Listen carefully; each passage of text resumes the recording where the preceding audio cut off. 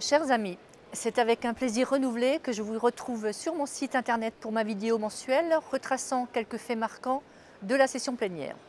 Mercredi, nous avons voté un texte particulièrement important sur le futur budget de l'Union européenne pour les années 2014-2020.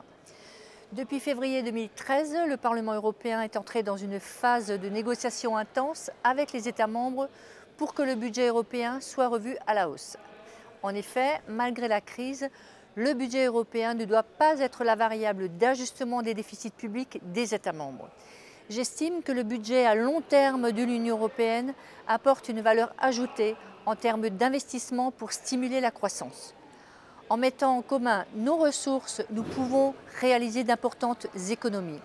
Le budget européen servira à nos agriculteurs via la PAC et permettra une meilleure cohésion économique et sociale au niveau européen via la politique régionale de l'UE. Je plaide également pour que le budget européen soit au service de la recherche en Europe, de la réalisation de grands projets transfrontaliers et qu'il soutienne la politique d'aide au développement de l'Union européenne. Sans crédit et sans budget stable, la construction européenne ne pourra pas mettre en œuvre de grands projets. Aussi, la position des États membres qui veulent un budget au rabais est inacceptable. Elle est le reflet des égoïsmes nationaux.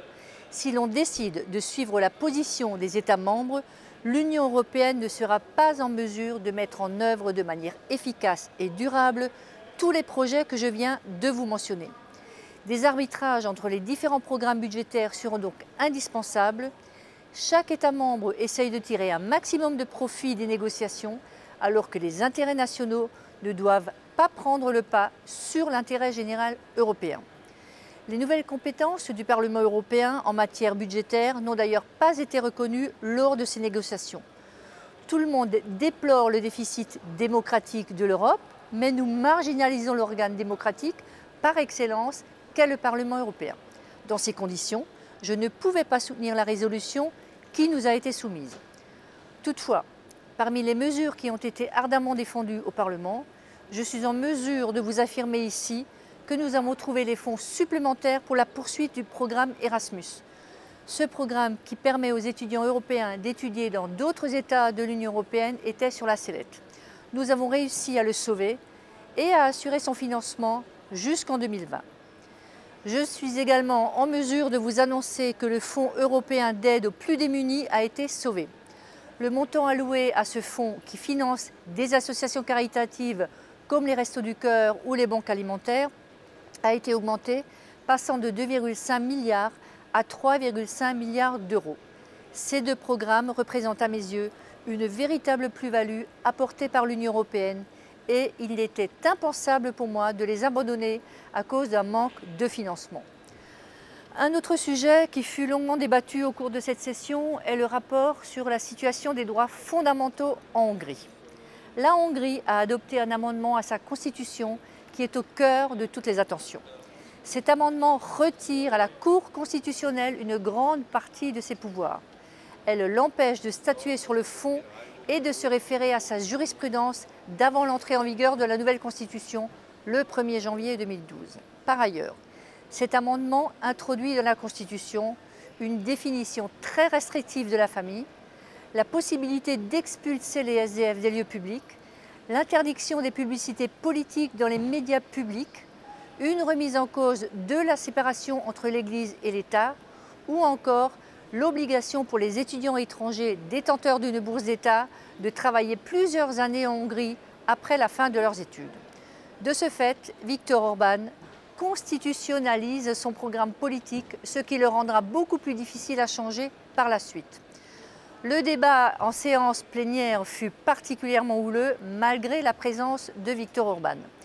Pour ces raisons-là, j'ai décidé de voter en faveur de ce rapport pour rappeler au gouvernement hongrois que l'appartenance à l'Union européenne confère des droits mais également des devoirs. Nous ne pouvons pas tolérer qu'un État membre de l'Union européenne transgresse les valeurs fondamentales de l'Union européenne. Enfin, mercredi, le Parlement européen s'est également prononcé sur le calendrier des enchères de quotas d'émissions de gaz à effet de serre.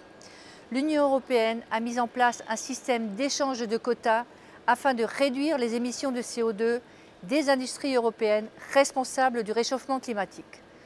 Sous l'effet de la crise, la tonne de CO2 a chuté dramatiquement, passant de 30 € à la fin de l'année 2011 à moins de 5 € actuellement.